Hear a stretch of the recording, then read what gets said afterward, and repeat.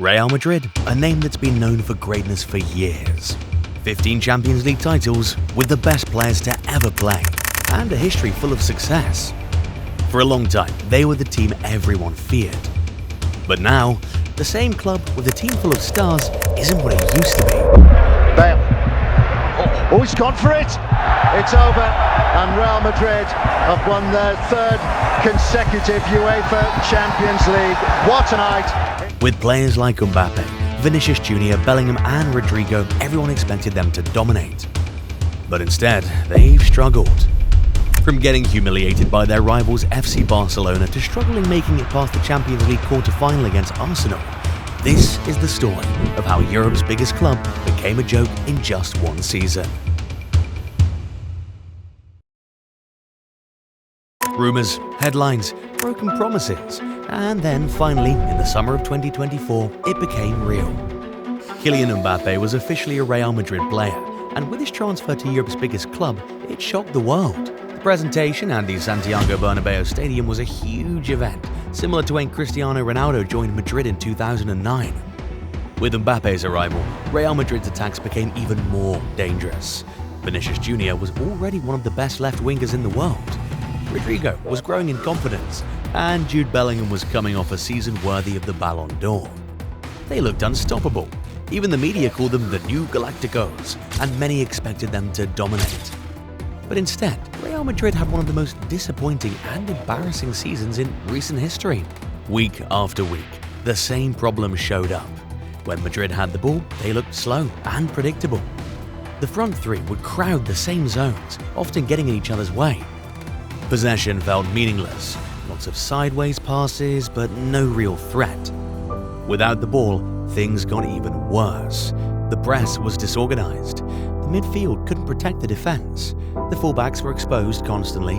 Even the stars started to struggle. Mbappé, being used to being the main man, looked frustrated. His runs went unnoticed. His body language showed it all: irritation, confusion, even detachment.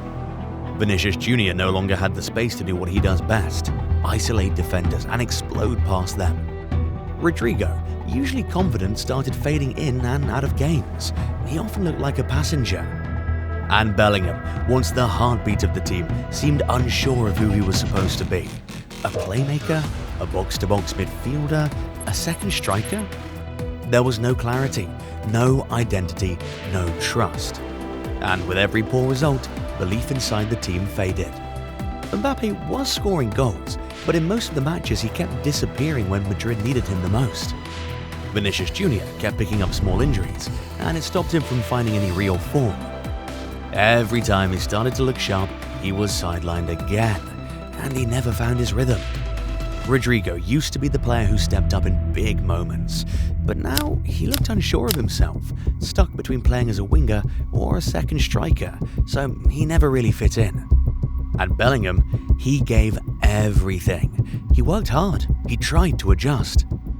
But he was left to do too much on his own. His energy and impact slowly faded, lost in a system that didn't help him, and with teammates who couldn't support him properly. This season, Carlo Ancelotti lost control of his own squad, that he looked lost. His tactics felt old, his team selections didn't make sense, and worst of all, the team had no clear identity, no connection, no energy. He kept changing systems: 4-3-3, 4-4-2, false nines. He even moved Bellingham into a deeper role, hoping it would fix things. But it didn't. No matter what he tried, nothing worked. The players looked so confused. They didn't seem to know what their roles were. And even the fans started to notice. And with poor tactics and a bunch of talent on the field, led to embarrassing results. In La Liga this season, Real Madrid couldn't even do the simple things right. They couldn't beat the teams they were expected to beat.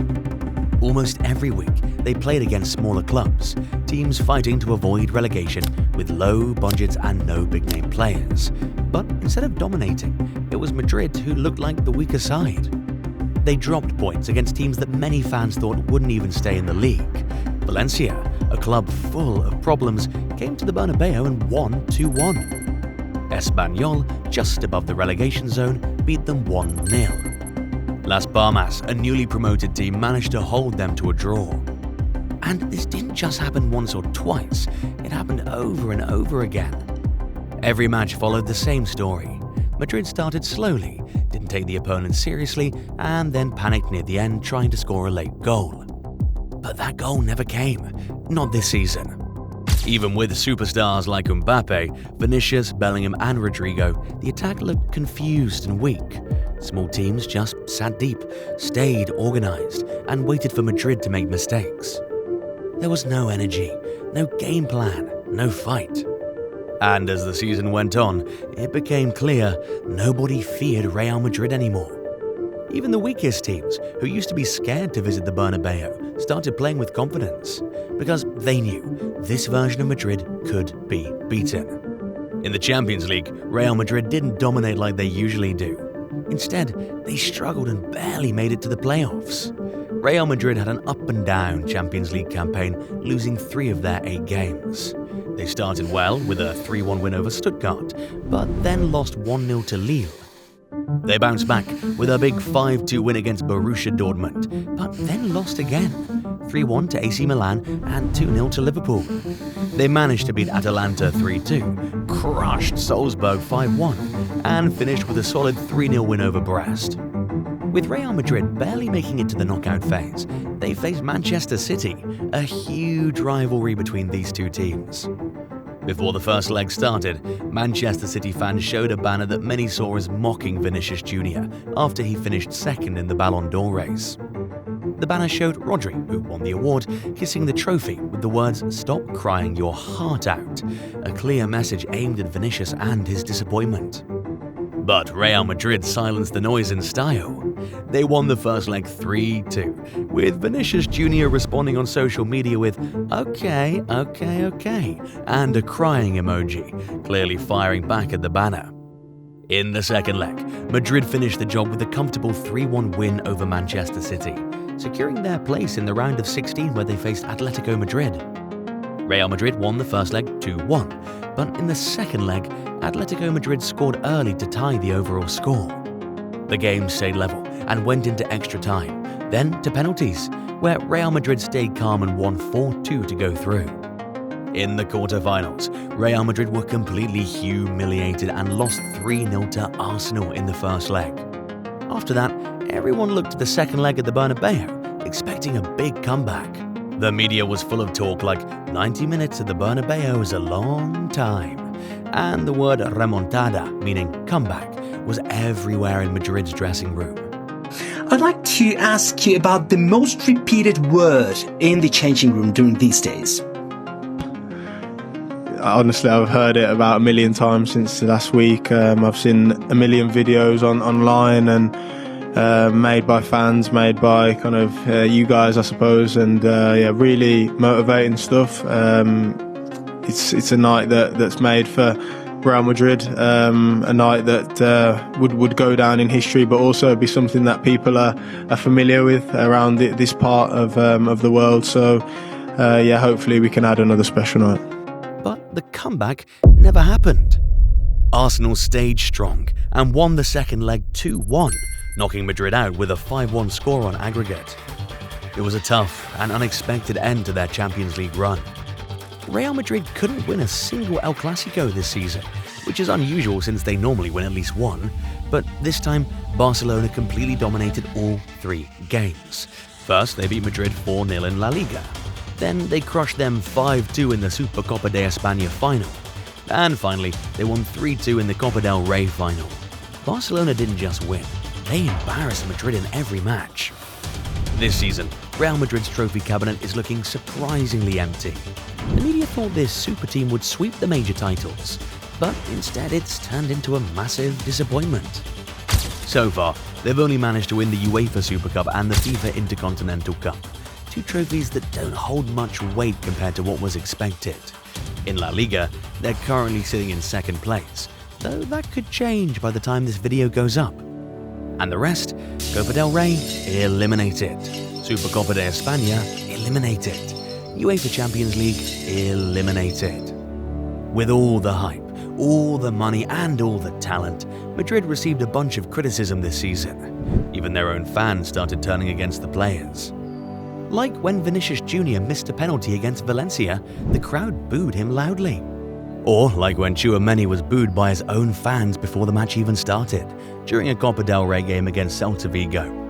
Not because of something he did during the match, but just for walking onto the field. That showed how bad things had gotten.